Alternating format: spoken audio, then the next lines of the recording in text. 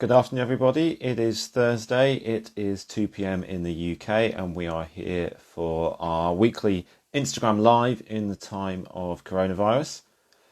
We will very shortly be joined by my good friend Anne Kuijs from Tilburg University in the Netherlands. Here is Anne. So we need to invite Anne to join so we can get her in there. So where are we going?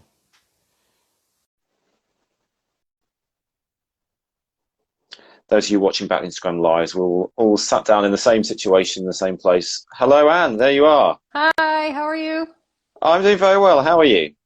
Good. Sitting inside my Yeah, house for weeks and weeks and weeks.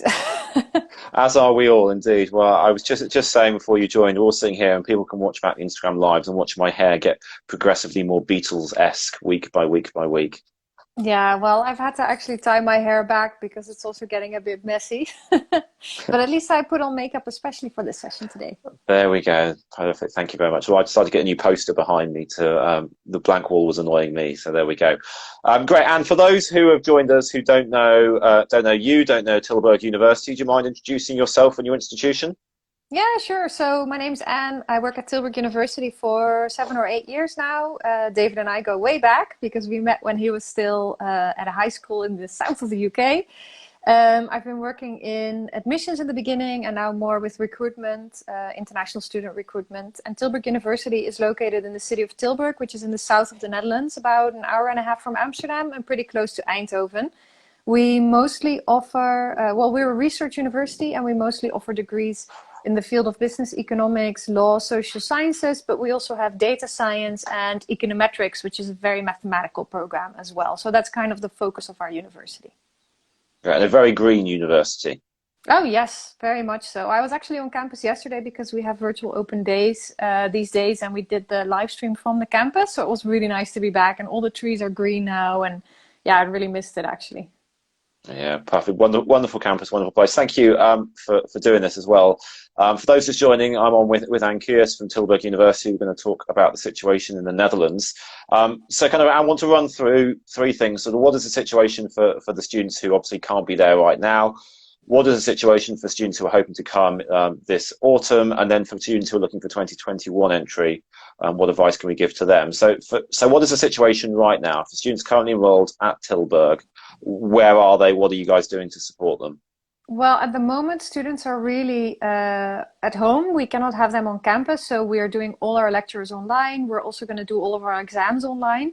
So students are at home, and a lot of international students have actually elected to go back home to go stay with their parents, which is a bit unfortunate for those who are really in different time zones because we're having all the lectures at the original scheduled times so that we can have that personal interaction. But those online lectures are also available for later use. So I think in that sense, this has been like one of the positive outcomes that the university has already been doing a lot of online, but they have to do more online now and make the lectures available online afterwards as well for students to watch back. Exams are going to be a challenge. We're still working on how to implement those. Especially, the whole cheating element is the largest concern at the moment. So we're going to try to work on that, but they're towards the end of May. So students are generally, as much as possible, we also advise them to make sure that they check in with family and that they stay with friends. A lot of students live in student housing where they have roommates, so they're not alone. But a big concern for us is that students, now that they are not coming to campus, might be feeling lonely. So we've addressed a whole page about mental health on our website with a lot of resources. And students can also reach out digitally to our psychologists in case they need help. Because we have seen that the majority is doing fine, but there are a small number of students who are struggling with anxiety and depression during this time. So that's how we support them. Great. Well, it's good to know that all that's in place. Can I ask a slightly technical question? Obviously, that those who may know a lot about Dutch universities will know of the binding study advice. Mm-hmm. I can repeat the joke that all my Dutch friends say that it is not advisory, it is very much binding. Yeah. Students have to hit these marks at the end of the first year.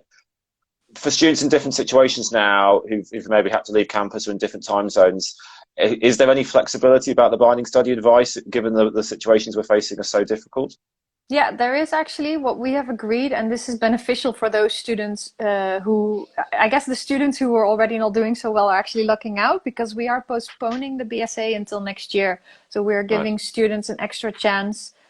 So basically, the students who would get a negative advice now are not getting that, and they would have the chance to try again, basically. Yeah, so that's Okay. an unusual situation, but we decided that it's easier to say that across the board instead of looking at, oh, is it caused by Corona or not? Yeah, we have to be flexible and mindful with students. So that's what we are doing. Great. That's just Tilburg, or is that across Dutch universities? That is Tilburg as far as I know. I don't know exactly how other universities are handling it.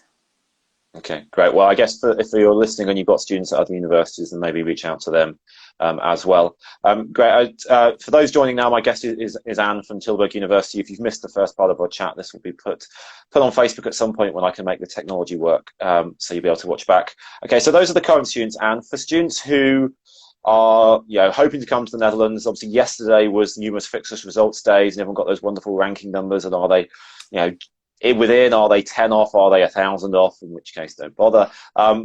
What advice should you be giving, or can advisors be giving to students now who are in the midst of a cycle and are now worried about what might be happening? Well, in general, we are so far working towards a normal intake in September. We are kind of hoping that it's far enough away that by then all the issues will be resolved. So we are starting, we're still processing files, we're still accepting students. Our deadline has not even passed yet. And actually for students with EU passports, and at the moment that still include British students as well, they can apply up to the 1st of June. One thing that we are telling students is wait a bit longer than normal to book your housing. Normally we would say start looking for housing now, and we are saying to students wait a little bit longer, maybe 2-3 weeks. And hopefully in May there will be a bit more clarity about that. If the situation stays the way it is, we're constantly monitoring that, and we might need to consider something like going more online this fall so that international students can start the semester online and only move to Tilburg in the spring, for example. We will update them about that, of course, as soon as we have that information. But now that we are used to teaching online, at least that part, yeah, we have experience with. So we would be able to offer something in place for those students. In terms of results, well, for A levels at least, students will of course be getting their certificates, and we do accept those certificates as well, and they don't need a visa. So for the situation that British students will be in, they're actually relatively beneficial. For students who do need a visa, I can imagine that you want to wait until a little bit later before you pay the fee and start the visa application process. The fee is about 190 euros, so it's not a crazy high fee. And you can wait to pay that until maybe late May. So you can give it a little bit more time before you make those decisions for September. Okay, and obviously I've got some people following the account from Ireland.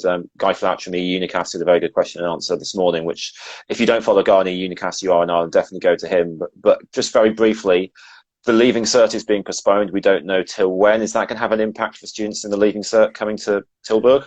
That might have an impact. At the moment, we are hoping that students can still send their results to us before the 1st of September, because that's our normal kind of administrative cutoff. If that is really a problem, they are a bit hesitant to make decisions about that at this point in time, because they are hoping that students will be able to get their results on time. When the time progresses and it really would turn out that, for example, the Leaving Cert comes out later in September, that might mean that Irish students cannot enroll this year and they would have to postpone 1 year. We are looking at options such as starting our academic year later, having students follow the first semester from home and then moving over, or offering a spring intake for some of our bachelor's programs. So those are the 3 options we are considering. Okay. And the 4th undesirable option would be to tell students, I'm sorry, you cannot enroll yet. But I would tell students at this stage that don't let that hold you back from making an application, but make sure you make more than 1 application so that you have different options. In general, the Dutch universities try to communicate with each other so that we have one decisive line, because we are all public universities. So the Dutch government sometimes decides on these policies for us, and then we have to follow them. But the benefit would be then at least it's the same for all Dutch universities. So those are the estimations I can make now. So we want to, of course, welcome students in the spring, but if their results really come out way beyond our start of our academic year, that might pose a problem in the future. Great. What decisions have been made about the Dutch school system, the VVO and the HAVO? What are Dutch students facing in terms of timelines and things? Yeah, that's actually not so much of a problem because they've made a very similar decision to the IB and A levels not to have the final exams at all and give the diplomas based on they call it the school exams because in the Netherlands, students take a lot of exams throughout school, and the last 3 years of your diploma, they already normally also count towards your final grade. So normally that's 50% of your grade, and the national exam is the other 50%. And now the diplomas will be given on that 50% that you've done so far in school. Okay, so for the majority of applicants, are obviously clearly kids from the Netherlands, they're going to be able to apply on the normal timelines. So any adjustments you make, I guess, can only be relatively minor, given that the bulk of your applicants will be ready to start in the normal times. Yes, exactly. Yeah. So for the Dutch students, it's not so much of a problem. It's really the international students, and the further away, the larger the risk, or the more worried we are that, systems are different, timelines have changed, local restrictions about corona are different as well. So we might at some point reach a situation where we can say, okay, your country is clear, so you can come, but your country still is full outbreak, so you're not allowed to come in person yet. And it's constantly in developments. And what I do notice is that the Dutch government is monitoring everything very clearly, but they're also hesitant to make decisions too early. So they really want to be fully informed and then make choices. So I think a lot of final decisions will be made in June, July, roughly. Okay, and I guess, and then it's important for people to be aware of Norfolk and the role that Norfolk will play in kind of guiding with these kind of accreditations and things. Do you mind just explaining a little bit about what Norfolk is and how you have to do what you're told in terms of what you can and can't accept? Well, the Norfolk is an organization for internationalization in education, and one department within Norfolk is diploma recognition. So the Norfolk assesses whole education systems and then advises Dutch universities about how to evaluate those diplomas. And most Dutch universities take that advice one-on-one because we don't all have the expertise to know about all 200 different leaving certificates in the world. So the Norfolk in that sense is a great resource. The benefit is also that we are allowed to stray from their advice in some cases if we want to. Another big benefit is that they try to bring the universities together and make sure that we all have a similar perspective, similar policies. So they are also playing a role in this, and they are really defending the position of the international student with the Dutch government and in terms of regulation. So they are really fighting for international students and for their rights in this behalf. Great, perfect, good. And you guys will all coordinate within the Dutch Research Universities Consortium as well, I guess, to make sure that information is being pushed out. For those who are just joining, my guest today is Anne from Tilburg University. If you missed the first half, this will be available on the Facebook page later on at the University Guys, so please go. You have an opportunity to ask any questions, so please type those into the little comment box down the bottom and we can go with those. Mentioning Drew, the Research Universities, Anne, do you want to give a little plug for the event you guys have got coming up soon? Yes, excellent. We are collaborating a lot with a group of universities within the Netherlands. We call ourselves the Dutch Research Universities, or DRU. We travel together a lot. We've also visited David Hawkins when he was still in different international schools, and also in his current events that he's organizing as a group. And because of that, we do a lot of information sharing with each other, which is really helpful. And we are offering an online information session next week on the 22nd of April, which is aimed at both counselors and students, where we'll cover studying in the Netherlands in general. We have all recorded an information session about our own university, which is about 20 to 30 minutes in length, which you can watch beforehand. And then you can join that information session and a live Q&A. So it's a really great resource if you want to learn about our universities and also about the Dutch education system as a whole. I guess, well, I have the link on my Facebook, but I can also share it with you, David, if people want to find it there, or if you want to refer them, that's fine. Great, yeah, I'll pull the graphic and I'll stick it in an Instagram story with this post later on so people can see that. It's a great opportunity to find out about a wonderful group of Dutch universities. For those who are considering, as Anna said, a late application for the courses that aren't Numerus Fixus, and we certainly know right now, students' plans are changing, be that they want to stay closer to home, be that the family finances are not what they were, just all sorts of factors. For certain courses, Netherlands is closed, but for many, many courses, there are still plenty of opportunities. So students, don't think it's too late. You can get your applications in and see the Netherlands as potentially a really high quality study destination. Yeah. Last area to talk about, and then, is 2021 applicants and beyond, so younger students who, right now, my line of work sitting here in my office at home, I'd be getting on with this, getting students' lists built, helping them with the whole process. What advice can students who are, starting the process now, going into this, what could you give to them to help them navigate it all? I would really recommend to them to use all the resources that are out there. I think you have a unique benefit in the fact that a lot of universities are offering information online now that before was not available online. So where before you would have to go to a fair or wait for a university to come to your school, you can actually find a lot of information sessions online. At Tilburg University, we are running our Student for a Day events online, which are normally only accessible for students who are able to actually fly in. So mostly Dutch students who just can hop on a train. And a lot of universities are doing that. And it's better to get orientated now than to wait until later in the process, especially because I'm seeing that some more selective programs are moving their deadlines up. So you want to really have an idea of roughly what you want to apply for when it comes to the fall of 2020 for the Netherlands. You don't really want to start your orientation process then. So if you make use of all those live sessions and webinars that are available now, you can really casually catch a lot of information about the different options that are out there. Great. And I guess we should point people to studyinholland.nl as a really good resource to finding out about general programs and things. Yes, and what's also good is that they have a really good study finder, a kind of search engine for degrees in the Netherlands. Make sure that you use the correct selections, because you can choose between like research university, applied sciences, English taught. There are even some German taught programs in the Netherlands. So you want to make sure that the right things come up. And then you can find courses in the fields that you're interested in. And this database is filled by the Dutch universities themselves, so it should be relatively reliable. So it's a really good way if you're wondering like, oh, I want to study psychology, where can I do that? Well, that database will show you all the different options. And it's a good way because not all of them will be accredited by the Dutch government, and all of them will have really high quality. So it's a really good way to kind of compare different degrees. Yeah. Yeah, great. That's at studyfinder.nl for people who are looking for it. And it's right, make sure you tick the language option, you tick the right level of the course. It can get quite bewildering. I will also say my tip from Studyfinder is that not to just look at the first page, scroll through every page, because the sorting mechanism sometimes is a little odd, and you can find actually a course that's ideal is hidden 4 pages in, and the first page all looks like courses which, you've typed in business and you get food tech. Because it's come up on a keyword search, but maybe the one you want is 4 pages in. So do go through and look through everything on Studyfinder. Yeah, and try some different search terms as well. I mean, as much as I like that database, because I do think it's a good resource, it's not Google level search engine technology. So yeah, you do need to do some work yourself on it as well. Yeah.